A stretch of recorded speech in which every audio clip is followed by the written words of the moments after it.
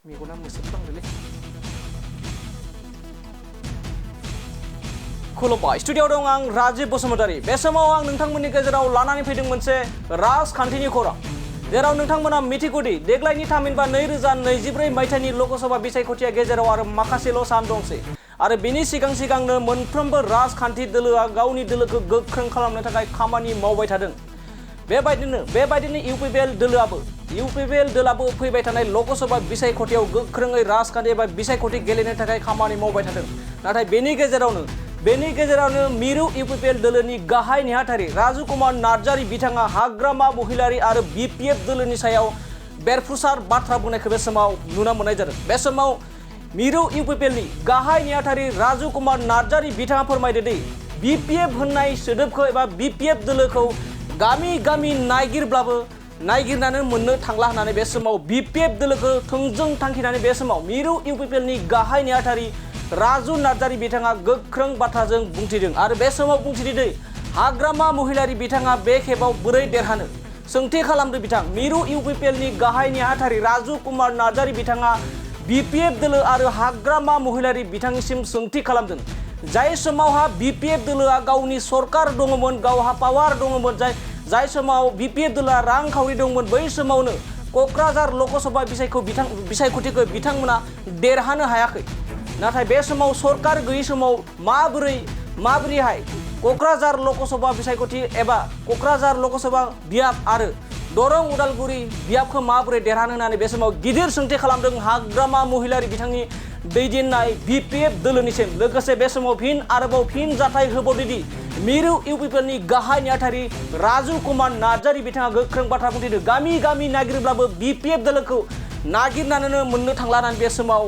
हाग्रामा महिलारीनि दैदेननाय BPF दोलोखौ थांखिना गोख्रों बाथ्रा बुंदों बे समाव नोंथांमोना राजु कुमार नार्जारी थामहिनबा मिरु इउपिपिएलनि गाहाय नेहाथारि राजु नार्जारी बिथाङा गोख्रों बुंदों बिपिएफ दोलोखौ लानानै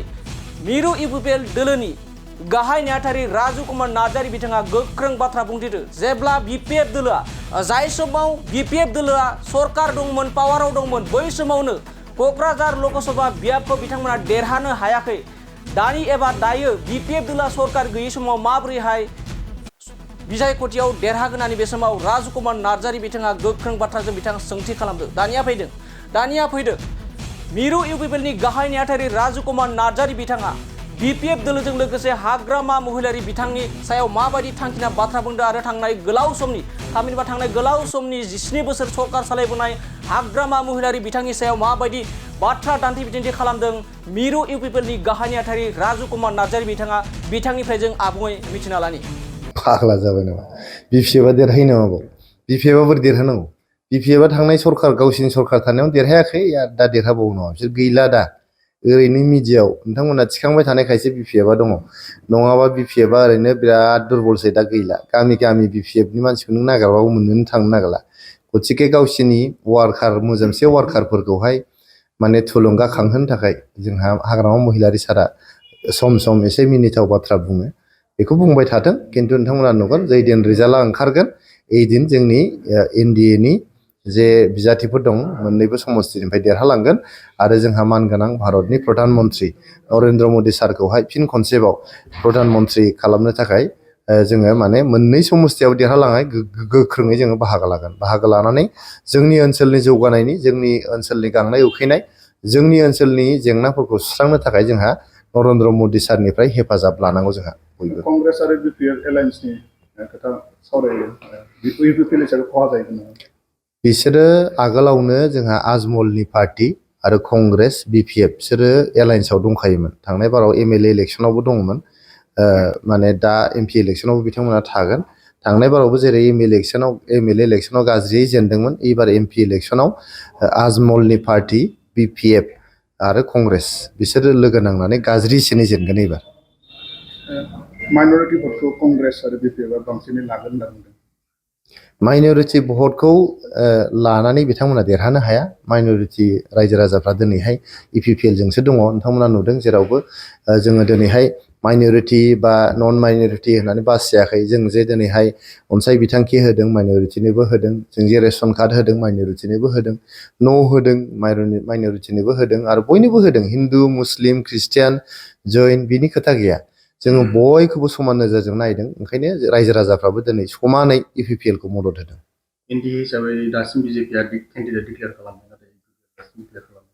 जोंहा जेबो बेबायदि खरधर गैया, जोंहा जेबो हारि गैया। जिहेतु दिनैसिम बिसायख'थिनि दिन थारिखआनो फोसावजायाखै। जेब्ला दिन थारिख फोसावगोन बिनि सानसे साननै सिगां नङाबा सानसे साननै उनावनो जोंनि बिजाथिखौ फोसावनाय जागोन। बिजाथिनि बेलायाव बेले बेजेनि बेले बेजे गैया, जोंनाव जेबो बेले बेजेनि खोथायानो गैया। जोंनाव खुनु बिदि पेनेल लिस्ट माबा लिस्ट बेफोर जेबो गैया जोंनावहाय। जोंनिया जाहैबाय मा, दाखालि सेन्ट्रेल वार्किं कमिटि मिटिंआवहाय जोंहा कर कमिटिखौहाय दायथ' होबाय जे कर कमिटिया जायखौखि जाया बिजाथि होननानै फोसावगोन जों बेखौनो हानजा हिसाबै बयबो बोजबनानै लागोन, बयबो जोङो बिनि थाखाय खामानि मावगोन। गतिके खुनु माने जोंहा मा होनो बिदिखौ बेबायदि जिंगा सिनांगौ बाथ्रा गैया। जोंनि कर कमिटिया सावरायखांनानै जोंनि आसामनि गिबि मन्थ्रि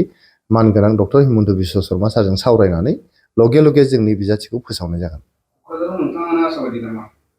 आंनि बाथ्राखाया बोरै ओंखारदों आंथ' मिथियानो, नोंथांमोननि मिडियाआवसो आं नुबाय थादों। जोंनाव कर कमिटियाव जिहेतु सावरायनायानो जायाखै। आं बुंदों जे जोंनि जे सेन्ट्रेल वार्किं कमिटि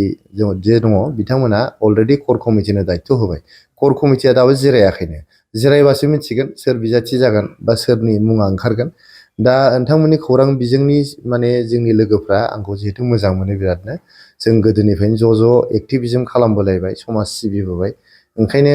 आंनि नामाबो थानांगौ होननानै सानदों खोमा, ओंखायनो नोंथांमोननि खौरां बिजोङाव फोसावनाय जादों। नङाबा जोंनि हानजानि सिङाव दाबो बे जिनिसखौ सावरायनायानो जायाखै। कर कमिटिया सावरायगोन, सावरायखांग्रोमोना नोंथांमोननो सिगांसिन जों खिन्थाहरनाय जागोन।